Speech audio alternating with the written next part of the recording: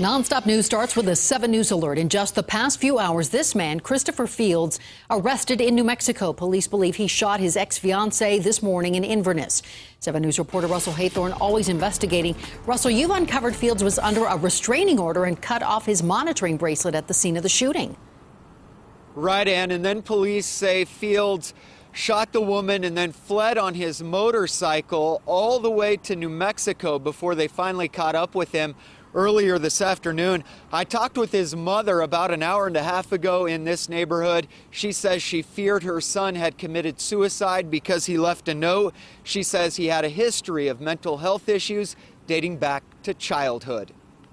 The mother of 27-year-old Christopher Fields talking exclusively with 7 News after police showed up at her house looking for her son. Chris was a tortured soul. I have books from when he was a little boy and I was trying to help him.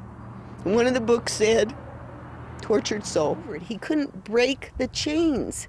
He couldn't shut his mind off. Fields is accused of shooting a woman in her car near Inverness Parkway and Dry Creek Road. You can see a bullet hole in the driver's side windshield of the woman's silver Ford Escape. Denver SWAT then showed up at Fields' home in southeast Denver, but later called off the operation, determining he was not home. Police have not identified the woman who was shot, but 7 News has discovered Fields' ex-fiancee had a permanent restraining order against him, and officers showed up at her house shortly after the shooting. Fields had a GPS ankle monitor, but police say he had removed it near the shooting scene. His mother says he hated the ankle monitor from the moment he got it back in May.